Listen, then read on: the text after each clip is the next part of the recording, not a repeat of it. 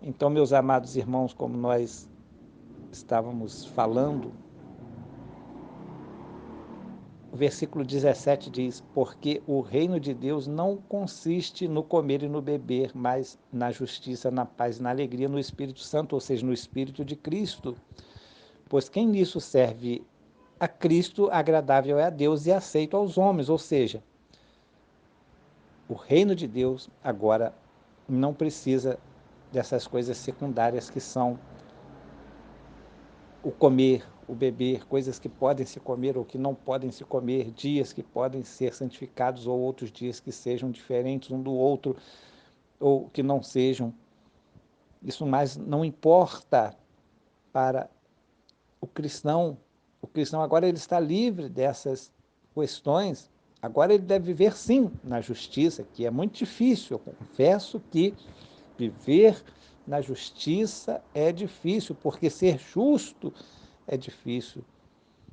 Não é fácil. Em coisas muito simples, é até razoável que a gente possa entender melhor, porém, existem coisas mais complexas, fatos mais complexos, que muitas vezes o mundo nos coloca e que muitas vezes nós vamos ter até dúvidas, certas dúvidas, porém, a justiça, a paz e a alegria no Espírito Santo, tudo aquilo que nos traz justiça, paz e alegria vem de Deus, vem do Espírito Santo. E essas coisas, essas três características, esses três emblemas, essas três formas de ação na nossa vida nos tornam um cristão verdadeiro. A prática da justiça, que não é fácil, né? Nós temos que discernir bem o que é justiça e devemos estar solidificados, ter uma base sólida sobre o que é realmente ser um cristão, para nós termos as nossas decisões próprias daquilo que é ser justo, daquilo que significa justiça. A paz, é claro, todo mundo sabe o que é paz, todo mundo sabe o que é o fruto da paz, né? O que a paz vem trazer? A paz vem trazer progresso, vem trazer coisas boas, vem trazer saúde, vem trazer uma atmosfera inclusive de alegria. A paz e a alegria se completam, né? E a justiça também, quando há justiça, paz. Quando há justiça já existe paz, e quando há paz já existe alegria. Então, uma vai completando a outra, mas devemos ser justos, pacíficos e trazendo a alegria do Espírito de Deus nas nossas vidas. É assim que nós devemos viver. Porque quem nisso serve a Cristo é agradável a Deus e aceito aos homens.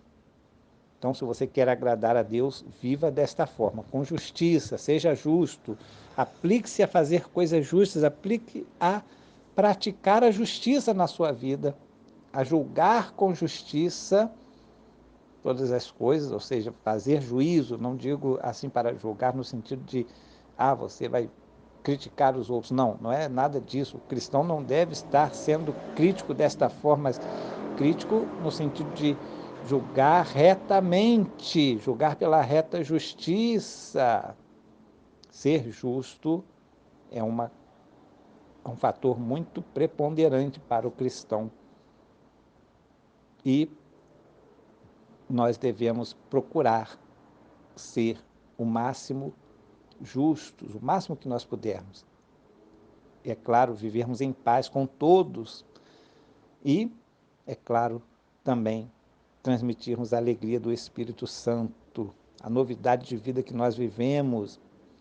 Então, o versículo 19 diz assim: Pois sigamos as coisas que servem para a paz e que contribuem para a edificação mútua, ou seja, nós como cristãos devemos agir dentro da própria igreja, não com críticas aos irmãos que muitas vezes discordam de nós, mas devemos entender que eles também são servos de Cristo, devemos tê-los em autoestima, em consideração, porque são servos do Senhor, são servos de Deus também, e por isso precisam ter a possibilidade de também evoluírem como nós, como aqueles que se acham maduros na fé, que para eles já não existe mais essa condenação de práticas secundárias da vida, mas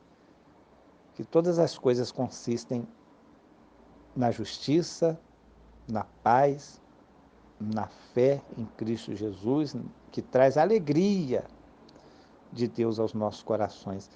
Então nós vamos fazer tudo para ter paz com as pessoas e para contribuir para a edificação, para que as pessoas venham a se unir, a se reunir, a se entenderem.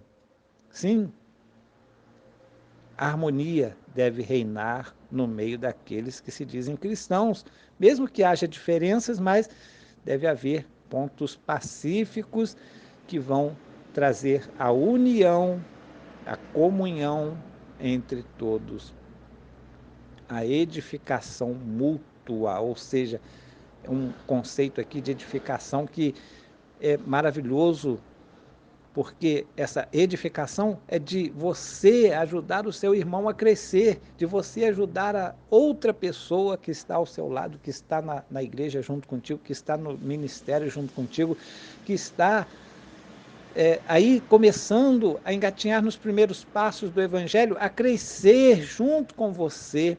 Edificação mútua, a edificação deve ser conjunta, todos devem crescer, todos devem estar livres para crescer na fé em Cristo Jesus e conhecer o verdadeiro sentido da doutrina bíblica, da doutrina cristã, que é de liberdade, de libertação e não de condenação. Então, versículo 20 vem dizendo aí, não destruas por causa da comida a obra de Deus. Que obra de Deus é essa? Não é simplesmente o que a gente chama aí de igreja simplesmente, mas são as pessoas. A obra de Deus é o ser humano, é a pessoa humana. Na verdade, tudo é limpo, mas é um mal para o homem dar motivo de tropeço pelo comer. Ou seja, se você dá motivo para o outro que pensa que é pecado comer determinadas coisas, então não coma. Não por causa da sua consciência que você aprova que pode comer aquilo, mas por causa da consciência do outro. É bom entender isso, né? Muitas vezes nós deixamos de fazer algumas coisas não porque nós achamos que seja errado, mas porque se outras pessoas vão achar que é errado, vão começar a nos criticar, achar que nós não somos crentes coisa nenhuma, né? Achar que nós não estamos dando um bom testemunho porque fazemos isso ou aquilo, ou deixamos de comer, ou comemos demais aquilo outro. Então, por causa do beber e do comer, não venhamos a dar motivo de tropeço, mas que nós possamos estar cientes, estar conscientes de que tudo é lícito, porém, nem tudo nós devemos fazer. Bom é não comer carne, nem beber vinho, diz o versículo 21, nem fazer outra coisa em que teu irmão tropece, ou seja, se vai ser tropeço, então deixe de fazer. Mesmo que você ache que não tem problema nenhum, mas não faça por causa do amor ao seu irmão, para que ele continue na fé e ele possa ter, se for possível, a possibilidade de mais tarde entender, ele crescer também no espírito, crescer que tudo isso faz parte de um cenário de criancice, de, digamos assim, de infância cristã, mas que na verdade não há nada condenável para aquele que tem a Deus, aquele que serve ao Senhor. Então o versículo 22 vem trazendo a fé que tens, guarda contigo, ou contigo mesmo, né? Diante de Deus. Bem-aventurado aquele que não se condena a si mesmo naquilo que aprova. Glórias a Deus. Então é muito importante a gente realmente saber que nós aprovamos alguma coisa, mas que muitas vezes vamos deixar até de fazer determinadas coisas por causa dos irmãos que não entendem. Mas aquele que tem dúvidas, diz o versículo 23, se come, está condenado, porque o que faz não provém da fé. E tudo que não provém da fé é pecado. Porque a consciência dele, faz isso. A consciência dele o condena, então, ele se condenando, ele está pecando, porque ele está achando que está fazendo algo errado, algo que está muito ruim para ele, o torna uma pessoa que está fora até mesmo da sociedade, que não tem caráter, etc. A pessoa vai se condenar a si mesmo. A pior coisa é a pessoa se condenar a si próprio, em coisas que muitas vezes não é pecado, mas para aquela pessoa, se aquilo se torna um pecado, como comer ou deixar de comer alguma coisa, se para ele é um pecado, e muitas vezes eles têm isso como pecados graves, né? Que chegam a dizer que muitos têm que ser excluídos da igreja, porque se fizerem isso e comerem isso ou aquilo, aquilo se torna pecado, ou se não obedecerem aquelas regras, aquilo é pecado, então estão fora da igreja, fora da comunhão dos santos. Então é algo que para eles realmente aquilo é pecado, aquilo para eles se torna um pecado, porque eles estão se condenando a si mesmos. E muitas das vezes, meus amados irmãos, as pessoas não entendem que justamente esse tipo de condenação, que é simplesmente uma condenação social e uma condenação deles próprios, uma condenação na mente deles, isso traz resultados muito tristes para a pessoa que pratica esse tipo de ação condenatória.